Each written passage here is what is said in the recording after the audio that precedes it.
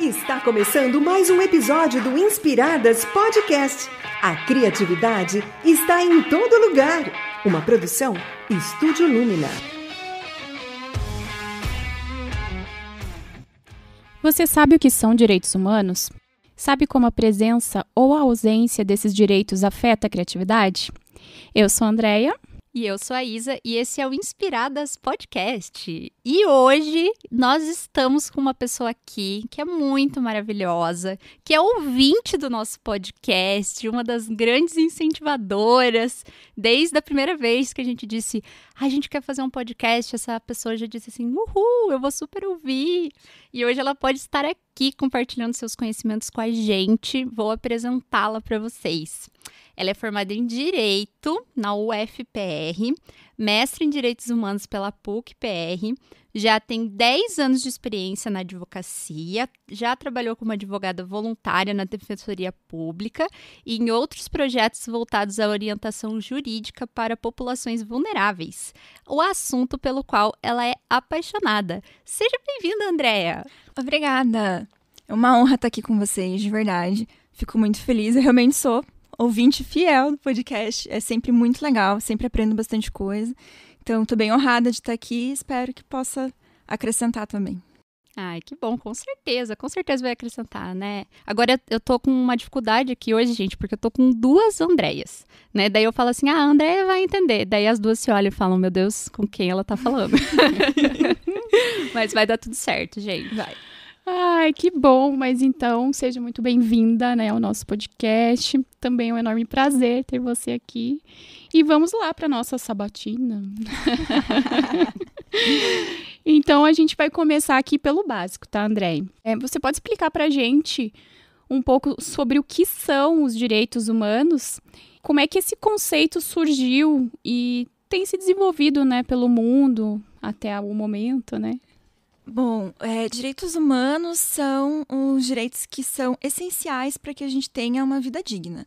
Então, não existe, assim, um rol de direitos humanos, do tipo, isso e aquilo e acabou. Até porque o que é essencial para uma vida digna, ele pode variar de acordo com a história, de acordo com o contexto social. Então, não existe, assim, uma lista fechada de quais são os direitos humanos. Mas a gente pode pensar em direitos humanos como aqueles que são indispensáveis, são essenciais para que a gente tenha uma vida digna. O direito, na verdade, ele remonta desde a antiguidade, né? Desde os primeiros povos, nas primeiras codificações que a gente estudou lá na aula de história, né? Da Babilônia e tudo mais. Mas no povo hebreu, que foi quando surgiu o monoteísmo, foi a primeira vez que o homem foi visto como feito à imagem e semelhança de Deus. Então, aí que surgiu a ideia da dignidade do homem. Óbvio, não como a gente compreende hoje, mas foi, digamos, a primeira semente disso, sabe? De acordo com alguns autores. Isso foi evoluindo ao longo da história, né? Então, tem alguns marcos históricos, assim, que são bem essenciais para essa definição de direitos humanos. A gente pode pensar nas revoluções liberais, na Revolução Francesa, independência dos Estados Unidos, que foi quando surgiram algumas declarações de direitos humanos, né? De direitos, na verdade, né? Nem se falava em direitos humanos, não tinha essa expressão na época. Mas quando começou a se declarar direitos, então direito à liberdade, à igualdade, à propriedade, isso foi lá pelo século XVII, XVIII. Mas o que a gente tem como marco histórico mesmo dos direitos humanos como a gente compreende hoje foi o final da Segunda Guerra Mundial.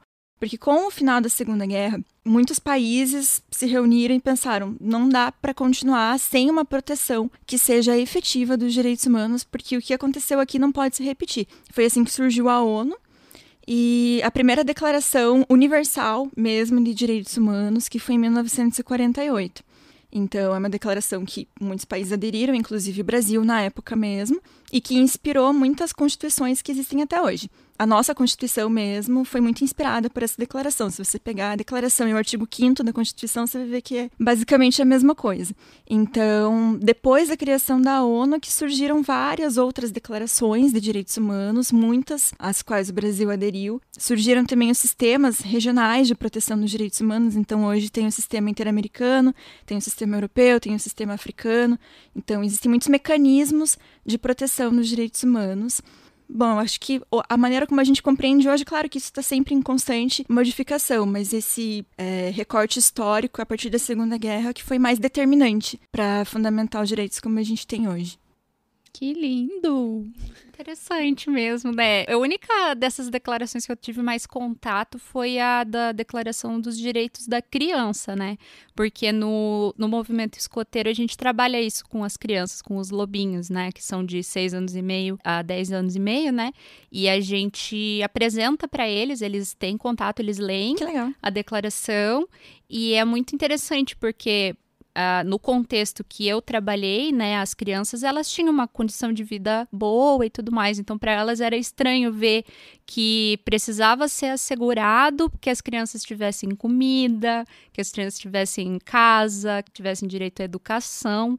Então, quando elas entravam em contato com isso, que elas pensavam, nossa, tem que ter um documento dizendo que essas coisas são um direito básico. Então, por que precisa ter esse documento, né? E aí elas tinham que parar para pensar.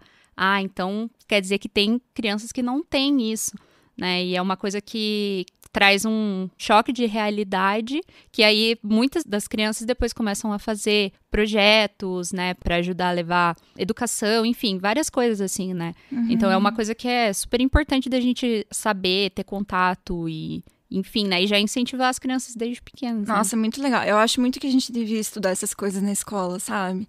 Porque assim como tem a Declaração dos Direitos da Criança, que também inspirou a ECA e toda a legislação protetiva que a gente tem hoje, tem, por exemplo, a Convenção sobre os Direitos das Pessoas com Deficiência, que é muito importante, que no Brasil foi a primeira convenção que foi considerada do mesmo nível que a nossa Constituição.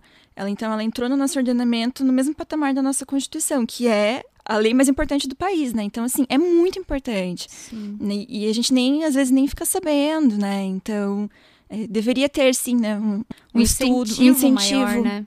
É verdade. A gente promover esse contato, porque imagine, as crianças lá, né, que a gente pôde passar isso para elas quando elas eram crianças. Eu tinha lá meus 20 e poucos anos, eu nunca tinha lido, né? E quantas outras coisas importantes que a gente precisa saber que a gente não tem contato.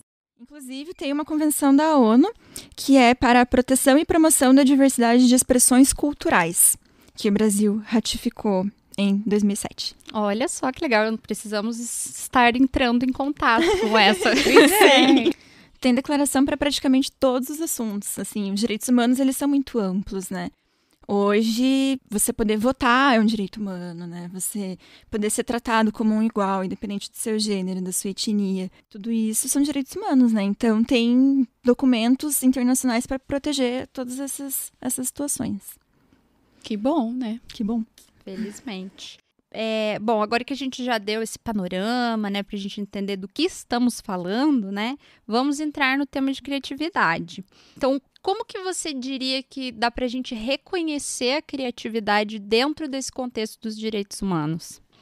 Bom, como eu sou, né, ouvinte fiel no podcast de vocês, e isso foi um conhecimento muito novo para mim, porque a gente sempre pensa em criatividade só como a pessoa que pinta, a pessoa que, né? Sendo que a criatividade, ela é um instrumento para solucionar problemas, para resolver situações, né? Então, eu penso assim que os direitos humanos, muitas vezes a violação, a ausência de direitos humanos, ela pode gerar situações em que somente com criatividade os direitos podem ser garantidos.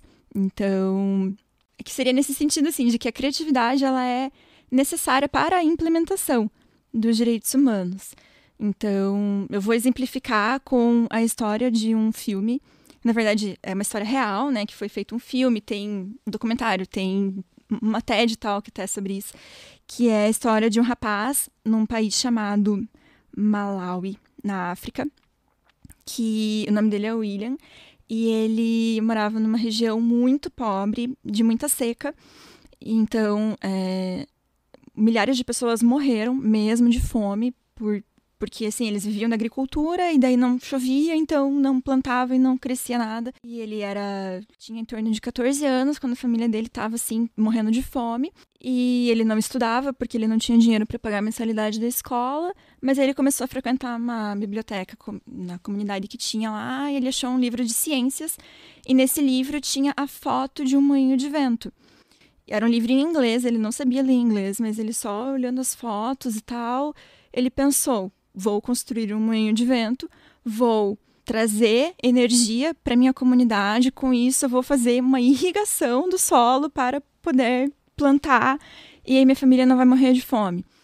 E ele usou coisas como um pneu de uma bicicleta, pás de um ventilador e muita coisa que ele encontrou em sucata mesmo, uns canos, umas coisas assim que tinham sido descartadas. E construiu um moinho de vento, sabe? Ele conseguiu gerar energia naquele lugar, as pessoas iam até carregar celular no moinho dele. E com isso ele realmente conseguiu, né? Então, assim, você pensa assim, nossa, ele foi muito criativo, claro que ele foi genial também, né? São muitas habilidades necessárias para isso, mas era alguém que, a partir de uma necessidade, a partir de uma violação de direitos humanos, porque ele não tinha alimento, ele não tinha uma moradia segura, ele não tinha uma existência digna, né? E a partir disso, ele conseguiu usar a criatividade com coisas que ele tinha à mão para resolver um problema. E assim, claro que isso pode gerar uma série de problematizações, né? A gente pode pensar assim, nossa, mas então é bom que exista necessidade, é bom que exista lugares com precariedade para que essa criatividade seja desenvolvida. E esse é um pensamento muito perigoso, porque óbvio que não, né? É importante, assim, a gente ver que a ausência da implementação de direitos humanos, ela pode ser superada com criatividade, mas na presença dos direitos humanos, tendo garantidos esses direitos humanos, aquela pessoa que está ali desenvolvendo a criatividade poderia ir muito além, né? Poderia desenvolver coisas muito mais, não sei, tecnologias mais avançadas, poderia descobrir curas para doenças, poderia, não sei, a gente não consegue nem imaginar, né, o que poderia acontecer. Então, seria bom se a nossa criatividade fosse direcionada para resolver esses problemas, para que esses problemas não existam mais e as condições sejam melhores para que todos possam desenvolver sua criatividade com segurança, né?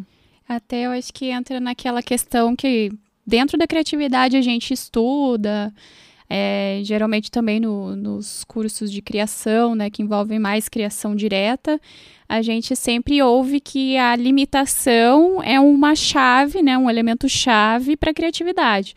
Né? Você ter, digamos, recursos limitados, um ambiente limitado, às vezes é um ponto de partida para você ser mais criativo e inovador.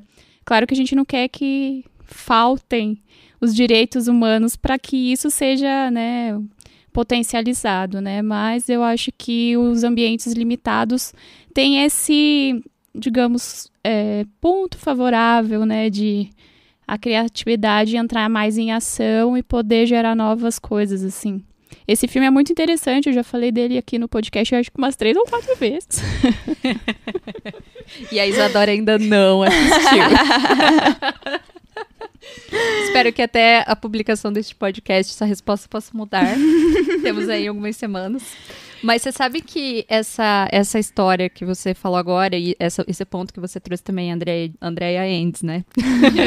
Que você trouxe da questão da limitação, né? Eu me lembrei de uma história que tem um projeto de design que se chama Design That Matters, que é o design que importa, né? E aí eles vão, né, buscam questões, assim, que estão precisando de algum tipo de solução, e aí eles desenvolvem um produto, um serviço para aquilo. E o que né, eles identificaram lá num país que tinha a taxa de mortalidade infantil era muito alta, porque eles não tinham incubadoras para os bebês, né, que nasciam prematuros e tal. E aí, uma empresa super cheia dos recursos, né, foi lá e investiu uma fortuna e desenvolveram uma super incrivelmente maravilhosa incubadora para essas crianças. Mas aí, o que aconteceu? Eles usaram umas lâmpadas super diferentes. Eles fizeram com uns mecanismos muito complexos. E aí, eles levaram lá para o lugar. E aí, quando aquelas incubadoras começaram a estragar, eles não tinham peça para consertar, né? E aí, o Design That Matters foi lá e identificou esse problema e eles foram no local pesquisar que tipos de mecanismos eles têm à disposição. A gente tem motor de Fusca, a gente tem aqui lâmpada de, sei lá, né, de não sei quantos volts e tal, e eles criaram uma incubadora usando peças que eles tinham lá. Então, daí eles podiam conseguir manter aquilo por mais tempo. E isso é um ponto que tem a ver com essa questão, porque a gente sempre tem que pensar também no desenvolvimento de soluções que sejam autossustentáveis e que sejam adequadas para o ambiente, né? Porque, ok, beleza, uma empresa que tem recursos ir lá e ajudar uma vez, mas isso é um problema muito sério, né? Que acontece muito de ter essa coisa que você vai lá ajudar uma vez e depois nunca mais vai, então você não sabe o que aconteceu depois, né? Sim. Não, é muito legal, né? Inclusive a história desse rapaz, depois ele ganhou várias bolsas de estudo, porque a história dele ficou conhecida, então hoje ele é engenheiro e ele voltou para a África e ele trabalha desenvolvendo soluções para melhorar a agricultura da região. Então, é muito legal, né? Você pensar que, assim, ele realmente aproveitou os recursos que ele tinha, colocou em prática, resolveu um problema que ele tinha, garantiu, né, a implementação de direitos humanos naquele lugar, as pessoas passaram a ter como plantar, ter do que se alimentar, trouxe progresso, trouxe desenvolvimento. E a pergunta que fica é, se ele não tivesse que se preocupar com nada disso, né? Se ele tivesse crescido num ambiente em que ele não precisasse lutar para sobreviver, em que ele não visse pessoas morrendo de fome, se ele já tivesse o mínimo garantido, ele poderia, não sei quanta coisa ele poderia ter feito, né? Poderia ter melhorado ainda mais aquilo que já existia, né? Enfim, são muitas possibilidades. Eu vejo assim que nós, que nascemos numa sociedade em que nós temos o mínimo garantido, nós temos uma responsabilidade, sabe? De usar a nossa criatividade em favor de lugares que talvez não tenham acesso a tudo aquilo que a gente tem. Então, não se trata assim de, então já que eu não tenho essas necessidades, então eu não preciso ser criativa para resolver problemas, para solucionar questões. Não, eu posso solucionar outras questões. Eu posso usar o que eu tenho, juntando com aquilo que ele tem, naquele contexto, e levar soluções. Eu acho que às vezes cai um pouco também no comodismo, né? Querendo ou não, justamente por a gente já ter algumas coisas à mão, às vezes a gente não se dá o trabalho, né, de enxergar ao redor e tentar, né, ajudar a construir alguma coisa melhor para todo mundo, né? E pensando, assim, em pesquisas na área de direitos humanos que trabalhem, assim, com desenvolvimento da criatividade em diferentes meios, existe algum tipo de pesquisa? Você já ficou a par de alguma coisa? Olha, existem muitas pesquisas, muitos artigos, muitas dissertações de mestrado relacionando, mas é que assim, ele não trata da criatividade como ciência, mas sim das artes, da música, do teatro, da importância disso para desenvolver determinados lugares, determinadas comunidades, então muito voltado aos jovens, como a arte pode deixar os jovens longe das drogas. Assim, isso é uma abordagem que é bastante comum, sabe? Mas a criatividade como ciência, até naquele livro que a Isa me sugeriu, né, de ver a criatividade de uma forma sistêmica, relacionando isso com os direitos humanos, é uma área a ser explorada. Hoje mesmo eu estava ouvindo um podcast sobre, não sei se vocês viram a notícia, sobre uma moça em São Paulo, uma mulher em São Paulo, que foi presa por ter furtado 2 miojos e um suco de pacotinho. E ela ficou 2 semanas na cadeia porque mãe de 5 filhos furtou 2 miojos. E daí foi um advogado de São Paulo que estava dando uma entrevista sobre isso. E ele falou que a prisão nunca vai ser uma solução eficiente para tratar problemas como esse. É um crime sem violência, sem grave ameaça, porque é um furto, é uma situação, né, de fome, de necessidade da pessoa. Políticas públicas poderiam resolver isso, a prisão não. E foi muito legal porque ele falou assim, falta criatividade dos nossos penalistas para pensar em soluções para isso, porque a gente pensa assim, não, põe na cadeia, roubou, não foi nem roubo, foi furto, mas enfim, no imaginário popular, roubou, vai pra cadeia. E ele falou, isso é uma solução burra, nós precisamos de uma solução criativa.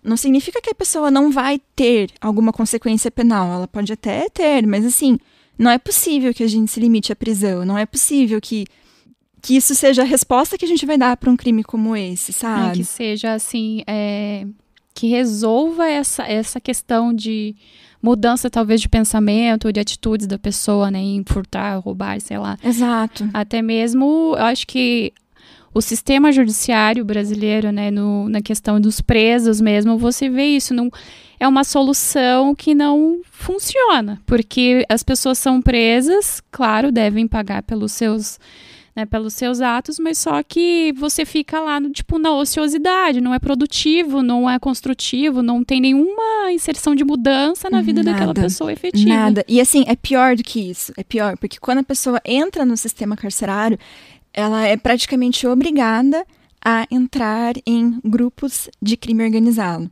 Então é muito difícil a pessoa que entra por ter furtado, porque estava com fome, sai de lá traficante. Sabe, não tô dizendo que é o caso dela, até porque eu não conheço, mas assim, isso é muito comum, e isso é no Brasil inteiro. Então ele falou assim, nós precisamos pensar de uma forma criativa sobre a resposta penal para crimes sem violência, sem grave ameaça, que sejam decorrentes de uma situação econômica e que com a pandemia e com a crise vai ficar cada vez pior. Então eu achei essa provocação muito legal, sabe? De olha, vamos lá, gente, vamos pesquisar, vamos relacionar isso daí, sabe? E acho que é um campo imenso a ser explorado. Vamos fazer pesquisas sobre isso. Vamos fazer pesquisas sobre isso. Porque isso que a Andrea, nossa convidada, falou, é interessante porque, assim, numa pesquisa, quando a gente vai tratar de um conceito muito impalpável, assim como é a criatividade, o que a gente faz numa pesquisa? A gente tem que criar o que a gente chama de construto, que é, de alguma forma, se eu for mensurar isso, eu não consigo mensurar o quão criativo é uma coisa sem você ter indicadores que vão conseguir me ajudar a verificar essa ideia de criatividade, né? Então, a partir do momento em que a criatividade começou a ser estudada, começou a ser sistematizada, né, como a Andrea comentou, que foi possível começar a se fazer estudos e relacionar ela com áreas diferentes, né? Então, inclusive, vamos depois dar uma olhada, né, sobre isso, e a gente tá aqui, né, pipocando, né? Contratem a gente, né, pessoal aí dos doutorados. Gente, sistema carcerário, se quiser boas ideias, eu tenho várias. Estamos aqui à disposição, tudo por um mundo melhor. Isso aí, processos seletivos de doutorado que queiram pesquisar, me chama. Beijos. Bom, a gente vai agora para essa parte que a gente gosta bastante, né, de perguntar, que é esse momento para a gente desmistificar as questões, né? O nosso podcast também é sobre desmistificar coisas. Então, André, a gente vai pedir para você desmistificar um pouquinho os direitos humanos. Então, desminta aí pra gente os principais mitos que as pessoas acreditam sobre direitos humanos. Tem um que ele dá origem a vários bordões, como, por exemplo, direitos humanos para humanos direitos, ou bandido bom é bandido morto, ou direitos humanos ou direito dos humanos, né? Ai, eu acho horríveis todos esses, gente. Rindo de desespero. Sim, que é assim, como se os direitos humanos fossem, entre aspas, só para proteger bandido, né? Os direitos humanos, eles são para todos os humanos, para todos nós, né? Como eu falei, existe assim uma ampla gama de direitos humanos. Então, o fato de nós termos direito à alimentação é direito humano, a moradia é um direito humano, a liberdade de pensamento, a liberdade de crença, a propriedade, a educação, sabe? E isso não diz respeito a uma parcela da população. É claro que pessoas que cometem crimes, muitas vezes elas vivem situações de violação de direitos humanos ainda mais graves, seja pelo sistema carcerário, como a gente já falou, seja muitas vezes por não terem direito, não terem acesso a um processo justo. Então é muito comum que alguém comete um crime e antes mesmo que ela tenha a oportunidade de se defender, ela já foi condenada pela mídia, pela sociedade e, enfim. Então, os direitos humanos na seara criminal é muito mais você garantir para a pessoa que ela tenha um processo justo, que ela tenha uma defesa justa. E a partir disso vai ser aplicada uma penalidade, uma consequência de acordo com aquilo que ela efetivamente cometeu e que fica comprovado. E é muito complicado, porque muitas vezes a pessoa pensa assim, mas isso é só para quem realmente comete crimes. Mas a história mostra dezenas, centenas de pessoas que foram condenadas injustamente e depois lá na frente foi provado. E a gente não sabe. Amanhã ou depois pode ser eu, pode ser o seu pai, pode ser o seu filho. Então, assim, na hora que acontece com a gente quer direitos humanos, né? A gente quer um processo, a gente quer garantias, a gente quer ter recursos e tudo mais. Então, eu acho que isso é bem importante. Os direitos humanos, eles são para todos, também para quem comete crimes, porque todo mundo tem direito a um processo justo. Muito legal.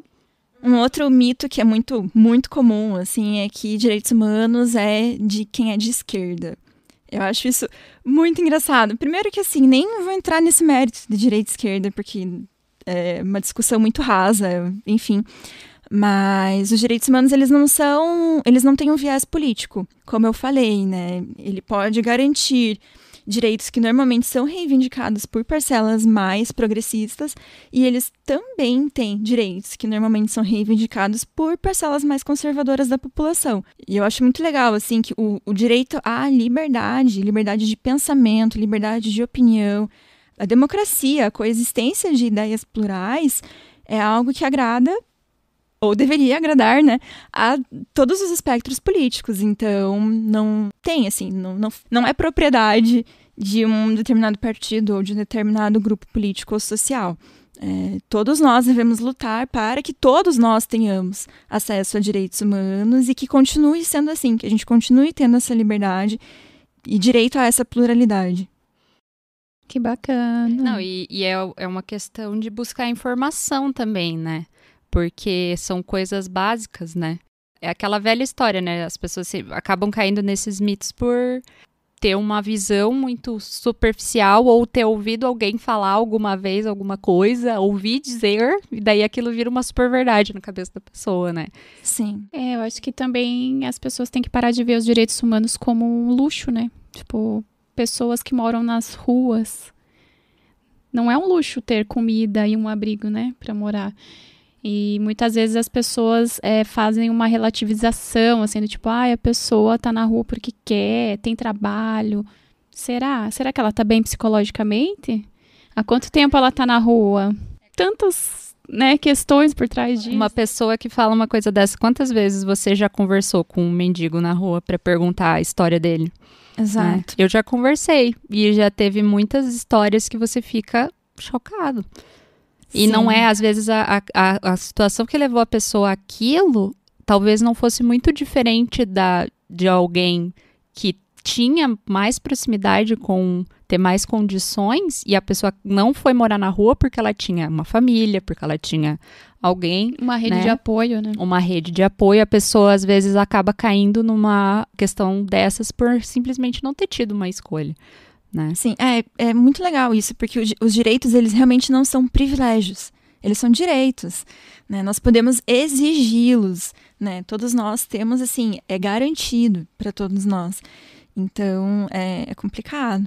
E hoje a gente vive um cenário de fome muito grande, por conta da pandemia e da crise que já vinha acontecendo. Então, o número de pessoas que não têm acesso à alimentação hoje só cresce.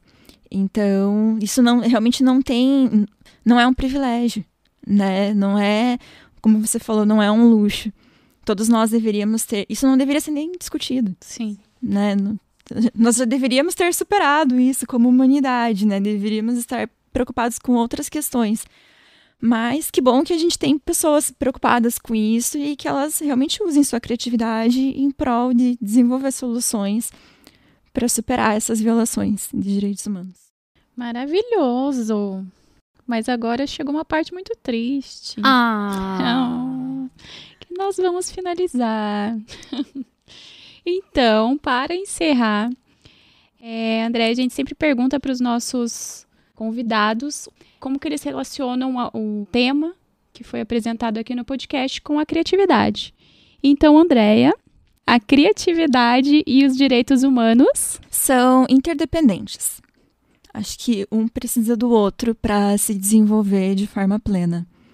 Com direitos humanos garantidos, nós podemos ser criativos para pensar em música, para pensar em arte, para pensar em resolver outros problemas, né? E na ausência de direitos humanos, muitas vezes nós somos forçados a ser criativos para encontrar soluções.